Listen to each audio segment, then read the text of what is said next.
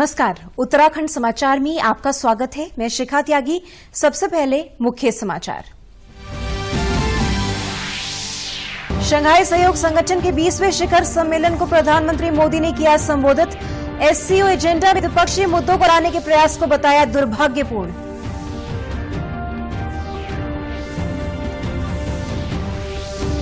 केंद्रीय स्वास्थ्य मंत्री डॉक्टर हर्षवर्धन उत्तराखंड समेत 7 राज्यों में कोरोना की स्थिति का लेंगे जायजा। देश में घटी कोरोना संक्रमण की दर, केवल 6% मामले सक्रिय, रिकवरी रेट 92% से अधिक। गैरसैंण को मुख्यमंत्री की बड़ी सौगात, 110 करोड़ रुपए की लागत से बनने वाले सचिवालय भवन का शिलान्यास। 81 विकास कार्यों के लिए 240 करोड़ की योजनाओं का किया शिलान्यास और लोकार्पण।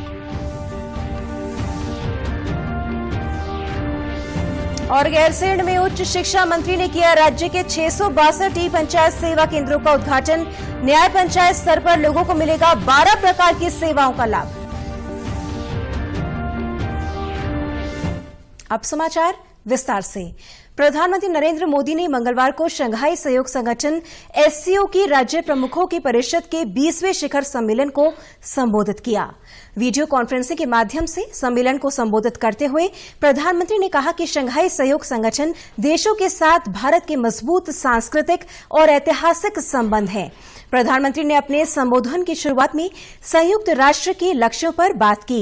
प्रधानमंत्री ने एससीओ एजेंडा में बार बार अनावश्यक रूप से द्विपक्षीय मुद्दों को लाने के प्रयास को दुर्भाग्यपूर्ण बताया, जो एससीओ चार्टर और शंघाई स्पिरिट का उल्लंघन है। उन्होंने कहा कि इस तरह के प्रयास एससीओ को परिभाषित करने वाली सर्वसम्मति और सहयोग की भावना के विपरीत हैं। कि कनेक्टिविटी को और अधिक गहरा करने के लिए यह आवश्यक है कि एक दूसरे की संप्रभुता और टेरिटोरियल इंटीग्रिटी के सम्मान के मूल सिद्धांतों के साथ आगे बढ़ा जाए।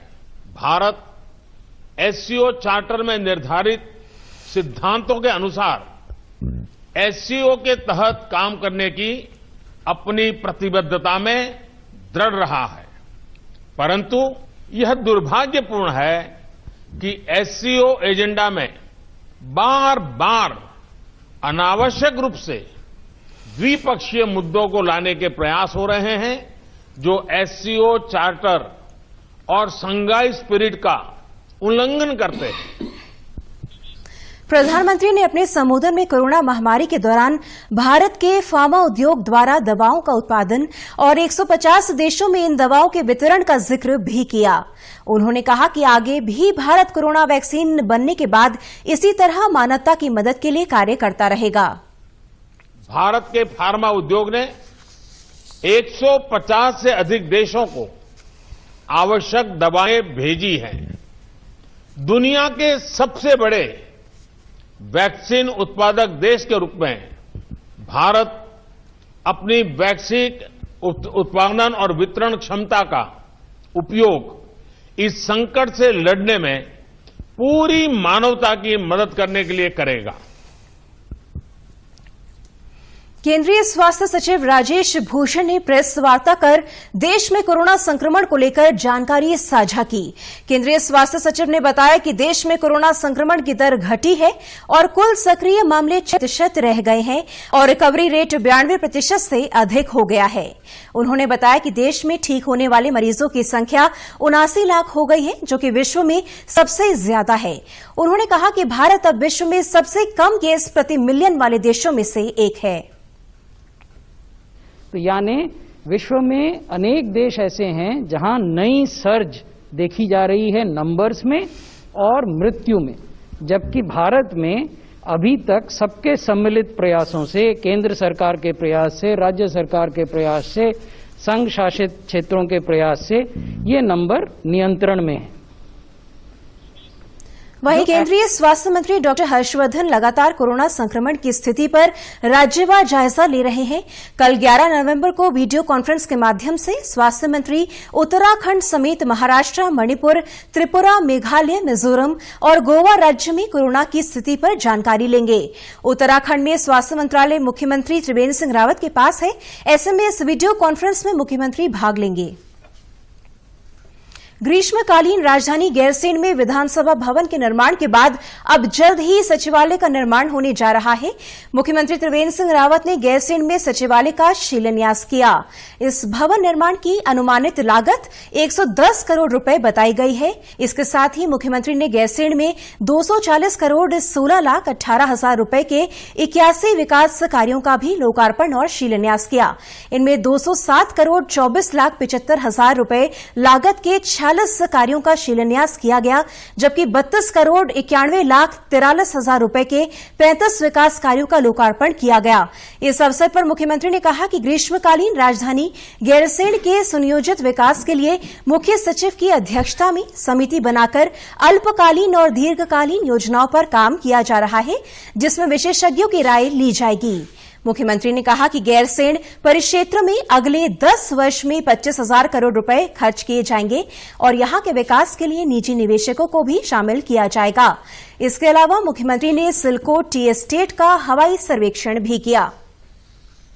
विधानसभा के लिए और राजधानी के लिए जो एक बड़ी आवश्यकता होती है कि उसका सचिवालय वहां पर होना चाहिए, उस सचिवालय का भी आज यहां पर शिलान्यास किया गया है और बहुत जल्दी इसका जो निर्माण कार्य है वो भी प्रारंभ कर दिया जाएगा। मैंने अपने अधिकारियों से कहा है कि जो सचिवालय बनेगा वो सचिवालय भवन में उत्तराखंड झलकना चाहिए। उच्च शिक्षा मंत्री डॉक्टर धन सिंह रावत ने ग्रीष्मकालीन राजधानी गैरसैंण में राज्य की 662 ई पंचायत सेवा केंद्रों का उद्घाटन किया। इस अवसर पर उन्होंने ई पंचायत सेवा केंद्र के लाभार्थियों से ई संवाद भी किया। इस अवसर पर उन्होंने कहा कि मुख्यमंत्री के प्रयास के कारण सभी न्याय पंचायतों में ई सेवा का शुभारंभ किया गया है। ई पंचायत सेवा केंद्र के माध्यम से न्याय पंचायत स्तर तक 12 प्रकार की सेवाएं लोगों को आसानी से मिल सकेंगी। साथ ही कॉमन सर्विस सेंटरों के माध्यम से उपलब्ध होने वाली सभी सेवाएं भी ई पंचायत सेवा केंद्र के माध्यम से भी उपलब्ध रहेंगी। डॉक्टर धन सिंह रावत ने कहा कि आने वाले कुछ महीनों में ई पंचायत सेवा केंद्रों को अपनी सरकार पोर्टल से भी जोड़ा जाएगा। भारत नेट 2.0 के माध्यम से गांव-गांव तक हाई स्पीड नेट पहुंचाने के लिए केंद्र सरकार द्वारा 2,000 करोड़ रुपए की धनराशि देने के लिए सहमति प्रदान की है। कार्यक्रम में उपस्थित पंचायती राज मंत्री अरविंद पांडे ने कहा कि प्रधानमंत्री के डिजिटल इंडिया प्रोग्राम की दिशा में ये एक महत्वपूर्ण पहल है। उत्तराखंड देश का ऐसा तीसरा राज्य है जहां पर सभी न्याय पंचायतों में ई पंचायत सेवा केंद्र की सुविधा उपलब्ध कराई जा रही है। उन्होंने कहा कि राज्य सरकार का प्रयास है कि लोगों को अपने कार्यों के लिए अनावश्यक रूप से सरकारी कार्यालयों के चक्कर न लगाने पड़े और उन्हें डिजिटल माध्यम से घर से ही सारी सुविधाएं उपलब्ध हों। प्रदेश में पहली बार उच्च हिमालयी क्षेत्रों में हिम तेंदुओं की गणना शुरू हो चुकी है। सिक्योर हिमालय परियोजना के तहत 10 वन प्रभागों में ये गणना 2 नवंबर से शुरू हो चुकी है। अपर प्रमुख वन संरक्षक आर.के. मिश्रा का कहना है कि हिम तेंदुओं की गणना का कार्य 22 दिसंबर तक चलेगा। इस चरण में लोगों से जानकारियां ली जाएंगी। इसके बाद अप्रैल 2021 में एक बार फिर सर्वे शुरू होगा, जो जून तक चलेगा। इस दौरान अधिक संभावनाओं वाले इलाकों में कैमरे लगाए जाएंगे। इसके बाद स्नो लेपर्ड की गणना के साथ ही तेंदुओं की दिनचर्या का अध्ययन भी हो सकेगा। ये केवल एक प्रथम चरण है जिसको हमने सर्वे राउंड बोलेंगे। अगले साल फिर ये कार्यक्रम शुरू होगा अप्रैल से। एक बार फिर सर्वे का काम होगा क्योंकि कुछ लोग वहां आने के शुरू करेंगे। अप्रैल मई जून तक चलेगा एवं ये सारे जो आंकड़े हमारे पास इकट्ठा हो जाएगा, तो जो मोस्ट प्रोबेबल एरियाज होंगे वहां पर हमारा पेयर ऑफ कैमरास लग जाएगा, जिसको हमने ट्रैप कैमरा के नाम पे जानते हैं। उसके साथ बहुत सारी चीजें हमारे पास आएगा कि स्नो लेपर्ड रहता है कैसे, स्नो लेपर्ड कौन सा जानवर को सबसे ज्यादा पसंद करता है, क्या वहां पर जो उसका प्रे पॉपुलेशन है, जैसे फॉर एग्जाम्पल ब्लू भरम जिसको हम बोलते हैं, क्या उसका खाने के लिए पर्याप्त मात्रा में वहां फोडर्स है। रामनगर में 3 सामाजिक संस्थाओं ने महिलाओं को स्वरोजगार की ओर प्रेरित करने के लिए प्रशिक्षण शिविर का आयोजन किया है। कल्पतरु, वृक्ष मित्र और हेस्को ने महिला उत्थान के लिए ये प्रोजेक्ट लॉन्च किया है। इसके तहत महिलाओं को अचार, जूस, मुरब्बा और बिस्किट्स बनाने की ट्रेनिंग दी जा रही है। कानिया में विमेन रिसोर्सेज सेंटर में ये प्रशिक्षण दिया जा रहा है, जिसमें दर्जनों महिलाएं आत्मनिर्भरता की ओर कदम बढ़ा रही हैं। हमारे पर्वतीय क्षेत्रों में बहुत तरह के संसाधन होते हैं। हमारे कई तरह के फल हैं, कई तरह के वाइल्ड फल भी हैं, दालें हैं, सब्जियां हैं, लेकिन हमें बाजार के भाव वो नहीं मिल पाते जिसको कि हमको मिलने चाहिए। उसका एक तरीका ये होता है कि महिलाओं को जोड़ते हुए इन संसाधनों में मूल्य वृद्धि की जाए, उनको बेहतर तरीके से ब्रांडिंग करके, पैकेजिंग बना करके, वैल्यू ऐड करके, प्रोसेस करके हम बाजार में ले जाएं। रुद्रप्रयाग जिले की पुलिस ने कोरोना महामारी से बचाव के मद्देनजर स्थानीय लोगों को जागरूक करने के उद्देश्य से राज्य स्थापना दिवस पर मार्च विद मास्क का आयोजन किया। पुलिस अधीक्षक नवनीत सिंह के नेतृत्व में पुलिस कार्यालय से बेलनी पुल तिराहे तक जन जागरूकता रैली निकाली गई और आम जनता को कोरोना के प्रति सचेत किया गया। मार्च के दौरान पुलिस बल द्वारा खुद सामाजिक दूरी का पालन करते हुए लोगों को सामाजिक दूरी का पालन किए जाने और मास्क पहनने के प्रति जागरूक किया गया। मार्च के दौरान राह चलते कई स्थानीय लोगों को मास्क भी वितरित किए गए और अनिवार्य रूप से मास्क पहनने की अपील की गई। हमारे पुलिस कर्मचारी पुलिस लाइन के थानों के पुलिस ऑफिस के सभी एकत्रित होकर और उसमें एक पब्लिक में अवेयरनेस के लिए, एक जागरूकता के लिए प्रयास था, जिससे कि लोग मास्क पहने और सोशल डिस्टेंसिंग का पालन करें। और इसके अतिरिक्त मास्क डिस्ट्रीब्यूट किए गए जिनके पास मास्क नहीं थे, और हिदायत भी दे दी गई कि अभी भविष्य में बिना मास्क के अगर पब्लिक प्लेस पे आएंगे तो महामारी अधिनियम में उनके खिलाफ कार्रवाई भी की जाएगी। त्योहार को लेकर डोईवाला तहसील प्रशासन, नगरपालिका और पुलिस प्रशासन अलर्ट दिखाई दे रहा है। दीपावली और धनतेरस को देखते हुए तहसील प्रशासन ने व्यापारियों के साथ बैठक का आयोजन किया। बैठक में सभी दुकानदारों से अपील करते हुए एसडीएम लक्ष्मीराज चौहान ने कोरोना के मद्देनजर दुकानों पर भीड़ न होने देने की बात कही। साथ ही सोशल डिस्टेंसिंग के पालन करने और मास्क का उपयोग करने की भी हिदायत दी। दीपावली पर पटाखों का प्रयोग कम करने के साथ ही बाजार में जाम की समस्या पैदा होने पर पुलिस प्रशासन की ओर से सख्त कार्रवाई की बात भी कही। जैसा कि आप जानते हैं कि हमारा त्योहारी सीजन का प्रारंभ होने वाला है, तो उसी को लेकर आज व्यापार मंडल और नगरपालिका एक बैठक आज रखी गई थी। इसमें सबसे महत्वपूर्ण ये था कि जो कोविड-19 की जो गाइडलाइन है कि जो भी व्यापारी हमारे भाई हैं उनके जो प्रतिष्ठान है कि सबसे पहले अपने से शुरुआत करेंगे। जो हमारे कोविड-19 की गाइडलाइन है, मास्क पहनना, सैनिटाइजर का यूज करना या सोशल डिस्टेंसिंग, या उससे पहले भी इसका भली भांति अनुपालन कराएंगे। साथ ही अभी दिवाली को लेके सभी को ये अनुरोध भी किया गया, उनको ये निर्देशित भी किया गया, अपना कोई भी ऐसा अतिक्रमण करके न कोई प्रतिष्ठान कोई सजाएगा, न बर्तनों की दुकान लगाएंगे, न मिठाइयों की दुकान सड़क पे न लगाएंगे। उत्तराखंड के समाचारों में आज बस इतना ही। चलते चलते मुख्य समाचार एक बार फिर।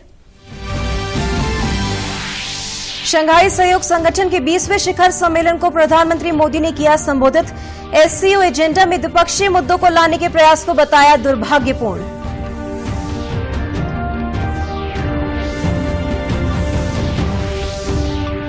केंद्रीय स्वास्थ्य मंत्री डॉक्टर हर्षवर्धन उत्तराखंड समेत 7 राज्यों में कोरोना की स्थिति का लेंगे जायजा। देश में घटी कोरोना संक्रमण की दर, केवल 6% मामले सक्रिय, रिकवरी रेट 92% से अधिक। गैरसैंण को मुख्यमंत्री की बड़ी सौगात, 110 करोड़ रुपए की लागत से बनने वाले सचिवालय भवन का शिलान्यास। 81 विकास कार्यों के लिए 240 करोड़ की योजनाओं का शिलान्यास और लोकार्पण।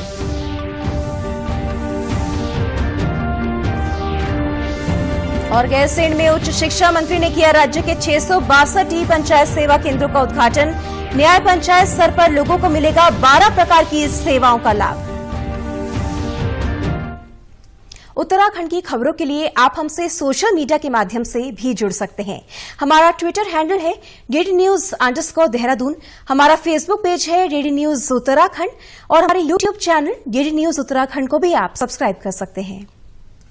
कोरोना संक्रमण से बचने के लिए मास्क का अनिवार्य रूप से और सही ढंग से प्रयोग करें।